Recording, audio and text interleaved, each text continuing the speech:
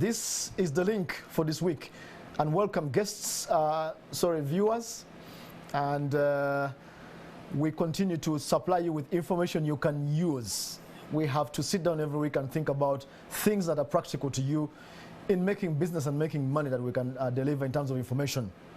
And tonight we are speaking about the National Agricultural Advisory Services, NAADS, and its interface with the parish development model.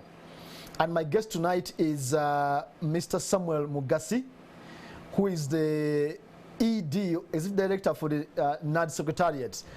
Mr. Mugasi, welcome. Thank you. Thank you. Up to the end of the financial year, which is about to end in July, we know that NAADS is going to continue distributing inputs across several value chains. Give us briefly appraise us of where you are in this regard. Yeah, thank you, Sam, and good evening, viewers. Yeah, first of all, NAADS has been around for almost 20 years now, and we have been in the business of supporting farmers to increase production and productivity. And over these years, we have had a strong footprint across the whole country, and that is the reason we are seeing, increase in production of most of the commodities like tea, like maize, like fruits, like milk. So really our interventions have helped to strengthen and to grow these value chains. And increasingly we see that Uganda is becoming a surplus country in terms of food production. And because of that, we are now even seeing a strong base for agro-industrialization because we have a strong production base across most of the agricultural value chains. But as you said, our strength, our footprint for the last couple of years has been mainly in the distribution of planting and stocking materials. When I talk of stocking materials, I refer mainly to livestock, like heifers, poultry, piggery, and fish. And these ones have also gone a long way to support especially women and youth. If you talk of livestock, we have mainly targeted youth, women, and other interest groups. On the side of crops like tea, like maize, like fruits, we mainly support organized groups and individual households that have adequate land to grow these crops. And indeed, we see increased production of most of these commodities. And this season will be our last season in the distribution of these materials, because we are now moving into the new dispensation of the parish development model. So we will not be supplying inputs come next financial year, because we have a new program which you must have heard about, the parish development model, which is a fantastic model, because you see service delivery in the agriculture sector has been evolving over the years. And we think now we have what is going to finally eradicate poverty in this country, and that is the parish development model. All right, thank you very much. And in fact, my next question delves into that subject. Where will NAADS start and stop, and where will the PDM, parish development model, start and stop? The interface between the two, what's going to happen? Yeah, the parish development model, which is already in motion, already up and running, has 7 pillars. And the first and main pillar is agricultural production and value chain development. And NAADS will be mainly anchored in that pillar 1 of agricultural production. And since, as I had earlier noted, the supply of inputs will be handled through the PDM, money will be going straight to the beneficiary through the parish, through their circles. So our NAADS, our focus as NAADS will mainly now be at value addition level. Because remember now, since since farmers are going to be producing now much more with this enhanced financing under the PDM, we are going to see increased production across most of these value chains. So NAADS will be working with other partners, mainly at sub-county, district, and regional level, to support value addition interventions. For example, in fruits, we shall be focusing mainly on adding value to the fruits mainly at SME level. For example, you might have groups that are interested in extracting juice from mangoes. You might have groups that are interested in probably drying fruits for export. You might have groups, for example, in the dairy value chain that are interested in making yogurts, in making cheese, and making pasteurized milk.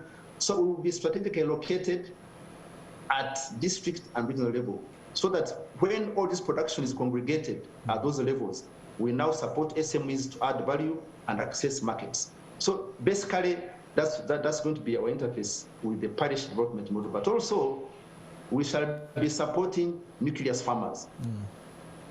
Because nucleus farmers will mainly be at a higher level.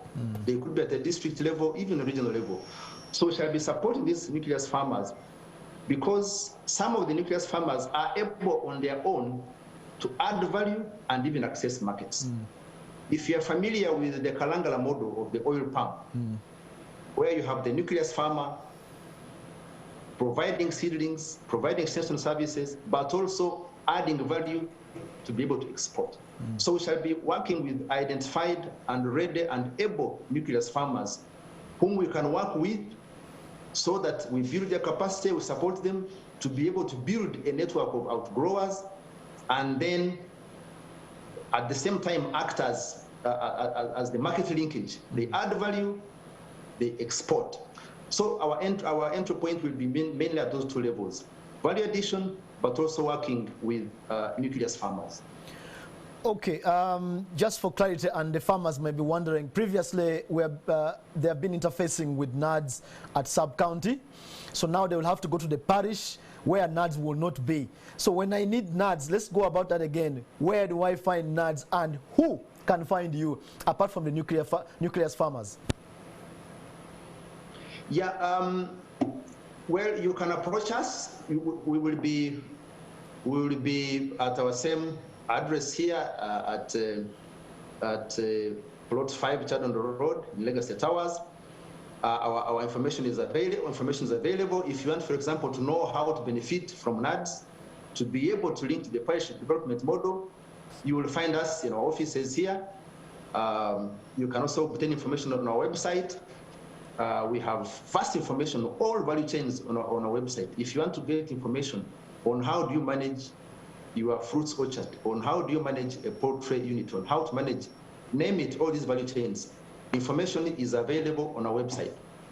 But you can approach us and we will guide you on how you can benefit from our interventions beginning this financial year.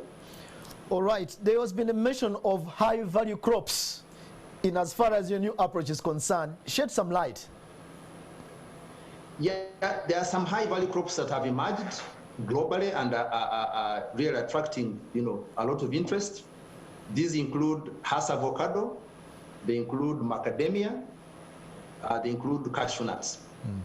Now, these ones are gradually being introduced in the country, and some farmers on their own are already taking interest and have started growing these high value crops. So as government, we are coming in, first of all, to make sure that we have clean and high yielding varieties. So we're working on that to make sure that we have clean and good planting materials to avoid the usual challenges of fake planting materials.